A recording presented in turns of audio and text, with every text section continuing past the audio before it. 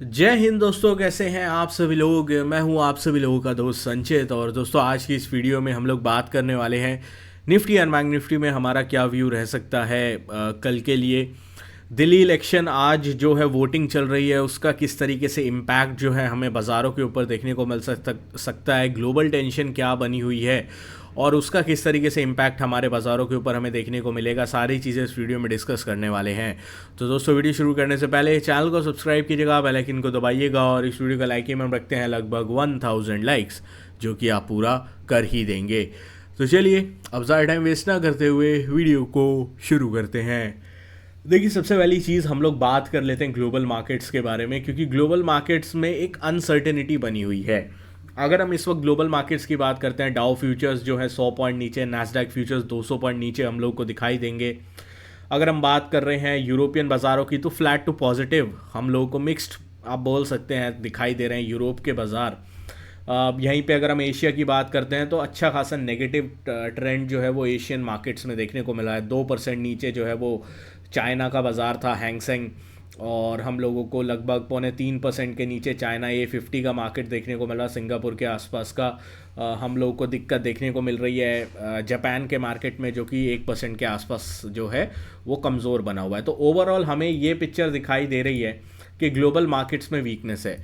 अगर हम उस वीकनेस के मुकाबले हमारे बाज़ार को देखते हैं तो एक बहुत अच्छा ट्रेंड हम लोगों को दिखाई दे रहा है।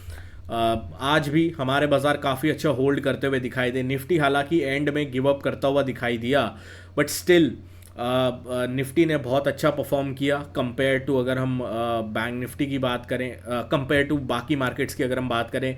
Bank Nifty again out performance 180 point ऊपर, और सेम चीज़ हम लोग को बैंक निफ्टी में भी देखने को मिली है।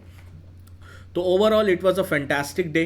अगर आप जो है एज अ ऑप्शन सेलर हो, क्योंकि कल जो है ऑप्शन सेलर्स की बहुत हालत ख़राब हुई थी, तो एज एन ऑप्शन सेलर्स आज तो आपका दिन बहुत अच्छा था। बट ऑप्शन बायर्स को डेफिनेटली आज जो है कुछ बड़ा नहीं मिला होगा।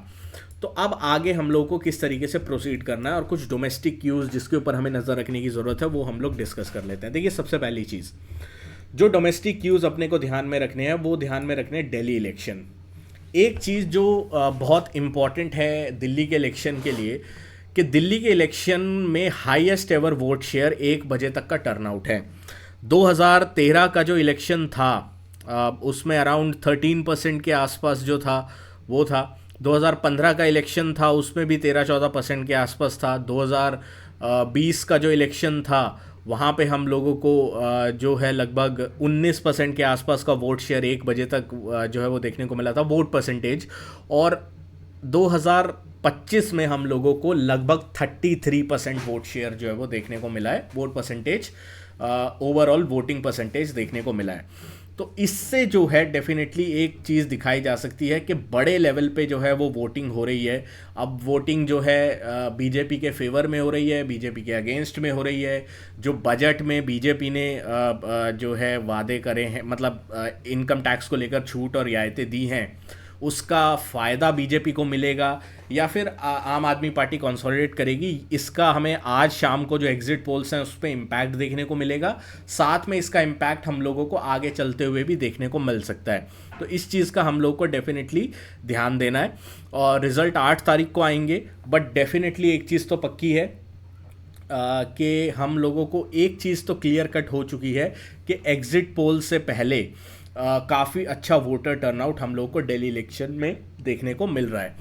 तो अब दिल्ली इलेक्शन का क्या बहुत बड़ा इम्पैक्ट हो सकता है? मेरे हिसाब से नहीं, बट एक माइनर पॉजिटिव इम्पैक्ट हो सकता है अगर एग्जिट पोल्स में सारे जो एग्जिट पोल्स हैं वो बीजेपी को अगर लीड दिखाते हैं। तो अगर ग्लोबल मार्केट्स में नेगेटिविटी, जैसे अभी फ्यूचर्स जो ग्लोबल मार्केट्स के हैं वो बहुत ज़्यादा नेगेटिव हैं, तो उनकी नेगेटिविटी को एब्जॉर्ब करने के लिए आपके पास एक होगा कि डोमेस्टिक क्यू पॉजिटिव है, कि बीजेपी की स्ट्रेंथ बढ़ रही है, पावर बढ़ रही है, तो वो एक पॉजिटिव इम्पैक्ट जो है डेफिनेटली इस चीज़ का आएगा। तो ये चीज़ हो सकती है।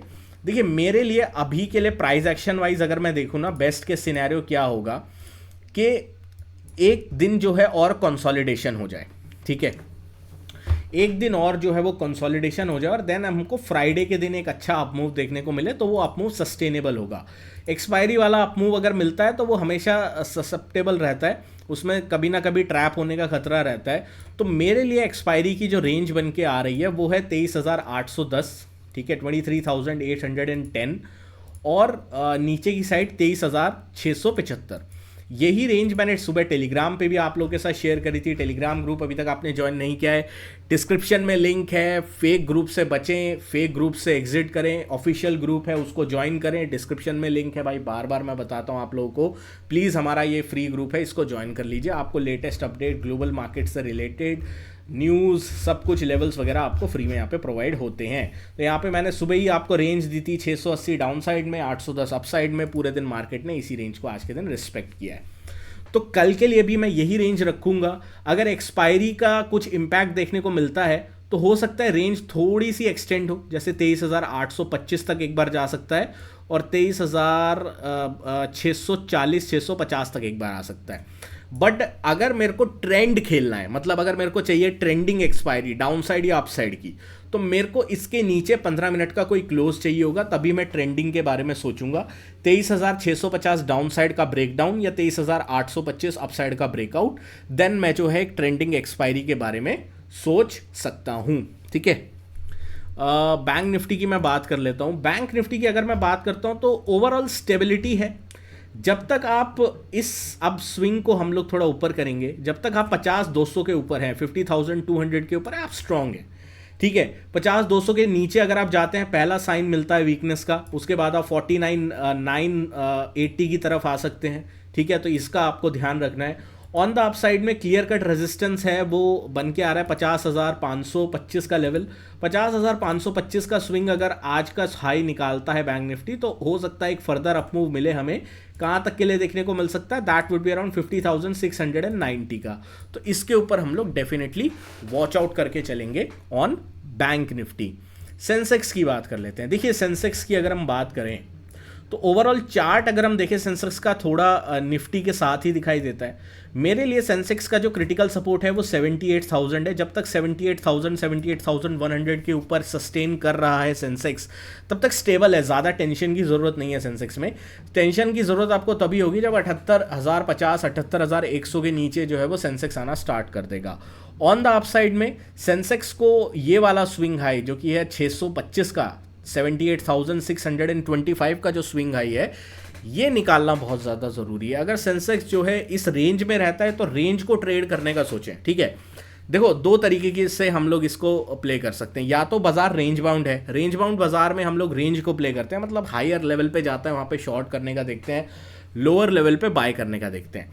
बट जब हमारी एक्सपेक्टेशन है कि बाजार में ब्रेकआउट या ब्रेकडाउन के चांसेस ज़्यादा हैं, तब हम लोग रेंज ब्रेकआउट या रेंज ब्रेकडाउन को प्ले करने की कोशिश करते हैं, डेफिनेटली पुल बैक लेकर। जैसे मान लीजिए बाजार ने इस रेंज को कल जो है होल्ड किया और फिर परसों के दिन अगर ब्रेकआउट करके इस तरीके का कुछ एन पैटर्न बना के ब्रेकआउट करता है तो बहुत अच्छा एक ब्रेकआउट मिलता है। उससे जो है स्टेबिलिटी ऑफ द ब्रेकआउट काफ़ी स्ट्रांग रहती है और ट्रेंड को राइड करने की प्रोबेबिलिटी एज अ ट्रेडर आपकी बढ़ जाती है। तो इस चीज़ का बस आपको थोड़ा ध्यान रखना होता है। बाकी अगर आपको वीडियो पसंद आई हो तो वीडियो को लाइक कीजिएगा। मिलता हूँ आपसे अगली वीडियो में। Thank you so much for watching guys. जय हिंद, वंदे मातरम।